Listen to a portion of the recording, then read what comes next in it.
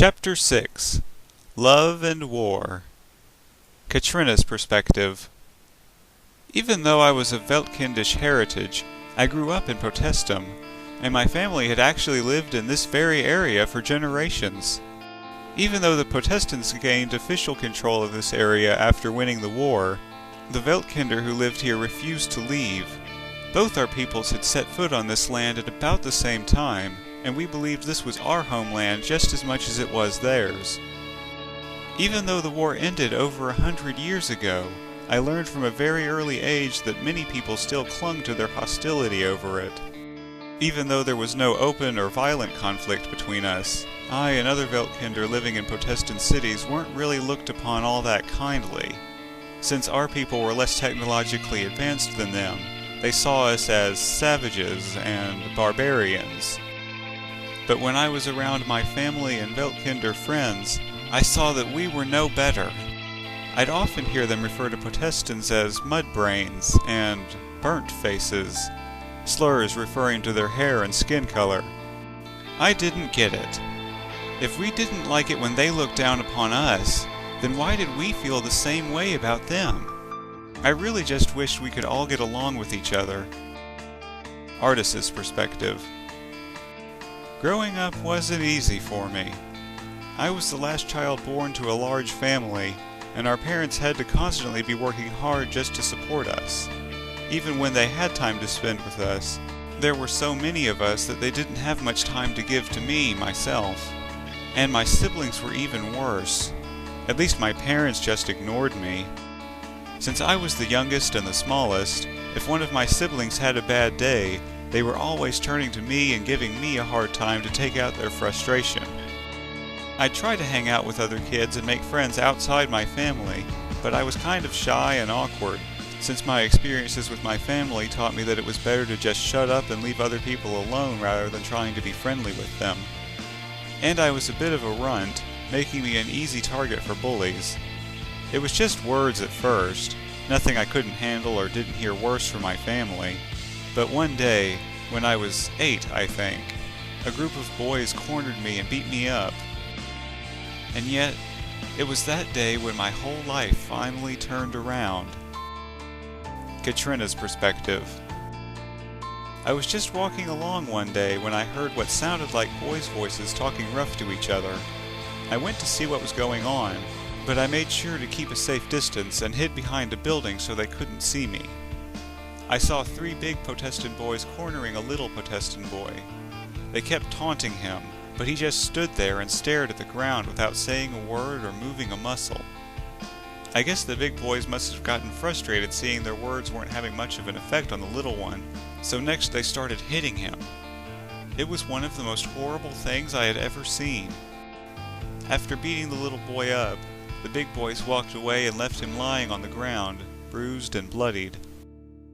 I knew my parents would freak if they ever found out about what I did next. They often told me Protestants are not to be trusted, and my experiences with them hadn't done much to convince me otherwise, but I didn't care. Growing up immersed in ethnic conflict, I often saw people wanting or even trying to hurt each other, and I was sick of it. I wanted to be able to do something about it. I wanted to be able to stop conflict, not just ethnic conflict, and help anyone who had been hurt by it. And finally, I saw a chance to make a difference. Artist's Perspective. I heard someone walking up. I didn't see who it was since my eyes were closed. I was too weak to open them and honestly didn't care to know who it was coming to torment me some more. "It was really brave of you standing up to those bullies like that," a kind and gentle voice said. This was the first time anyone had shown me any real kindness. I was very surprised. So surprised, in fact, I didn't buy it at first. I thought whoever was there was probably just trying to mock me. "Yeah, whatever," I said. "But why do you have to stand up to them alone?" the voice asked. "Don't you have any friends?" All I said was a blunt no. "Well," the voice said, "you do now." I slowly opened my eyes and saw an Arcadian girl standing over me, beaming cheerfully. When I went back home, Things weren't any different than they ever had been. As I walked through the door to my family's room of the apartment complex we lived in, one of my sisters walked up and said, "Hey, looks like little Artist finally got his first beating," without a shred of sympathy in her voice.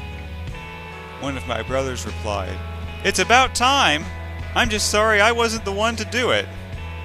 My siblings weren't any nicer to me than they ever were, but I just smiled. I knew I finally had a friend that really cared about me. About a year later, it was, ironically, me who would play the role of bully. I was taking a walk when I saw the weirdest thing I had ever seen. A little girl with green hair. I was used to being the small, weak one always getting picked on, but here I saw someone clearly smaller and weaker than me, and her hair really made her stand out. It was an easy way to make fun of her. Before I even said anything, I knew that what I was about to do was wrong, but I didn't care. It was always me getting pushed around with no way to fight back because I'm so little and weak. Here, I had found someone littler and weaker than me that I could push around. It was when I made her cry that I really started feeling guilty about what I had done. I wished there was some way I could apologize, or better yet, turn back time and undo what I had done. But next thing I knew, a green-haired boy appeared. We fought with each other, but it wasn't quite a one-sided beating like I had gotten before. Next, a man showed up and pulled us off of each other.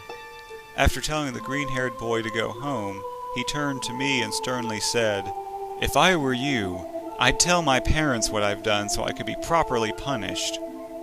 I knew there was no point telling my parents, since they didn't give a damn about anything I did anyway, but there was someone I could tell.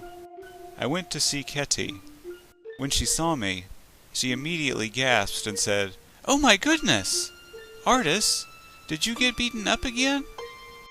"Well, kind of," I replied, "but trust me, this time I deserved it." So I told her everything.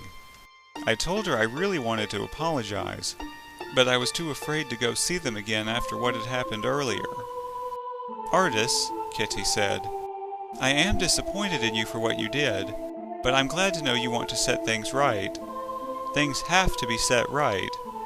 I understand you're too nervous to do this on your own. Would it help if we did this together?" "Yeah," I stumbled on my words. "I'd like that." There was something about the way she said, "together." At that age, I'm sure I was too young to understand what love is, but even then, somewhere deep down inside, I knew how I really felt about Kitty. But even when I was old enough to understand how I really felt, shy, introverted me was too afraid to say anything, and Zolan got to her first. I was disappointed, of course, but I wasn't going to ruin my friendship with Zolan or Ketty over it.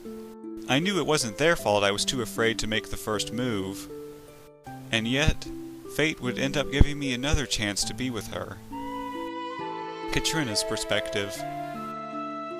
Zolan and I were on one of our outings. Between bouts of caressing and making out, the things any young lovers would do, we'd actually have serious conversations about our hopes and dreams. That day, I was kind of depressed. The four of us had been going on adventures to help people for a while now, but it seemed like we weren't making much of a difference. It seemed to me like there was still a lot of pain and suffering in the world. I mentioned this to Zolan and asked him if he thought there was anything we could do about it. "Now, I know I'm no philosopher," Zolan said, filled with words of wisdom. He paused to laugh like we weren't having a serious discussion, and then went on to say, "But I think this might be one time where it's actually better not to think about things too much. Let's not dwell on the things we can't do, and just be happy for what we can do. I don't know if it's possible for one person to change the world, and I don't know if the world even wants to be changed. Sometimes, the one who best knows how to help someone is that person themselves. Sometimes, I think, the best way to help someone is by not helping them. Zara taught me that." I couldn't believe what I was hearing. Was this really the same person who had vowed to change the world with me? I stood up and said, "I don't believe this. You mean you don't want to help people?" Then I stormed off. A little while after that, I went to see Artis. I had known him longer than I had known Zolin, after all, and I thought he might be more willing to listen to me. Artis's perspective. One day, Ketty just started talking to me about how there's so much pain and suffering in the world, and asked me if I thought there was anything we could do about it, or if I wanted to help her help people. I just kept telling her, yes, and I do. It wasn't just because I knew that was what she wanted to hear. It was true. I didn't want anyone to have to suffer the way I had suffered. After going on like this for a while, suddenly, she just grabbed me tight and said, "Oh, Artis, I'm glad to know someone in this world still has some sense." Then, she pulled back to look me in the eye and said, "Wait a minute. It's you! It's always been you!" She didn't have to tell me what "it" was. I knew exactly what she meant. We kissed passionately. I was in paradise. My dream had finally come true.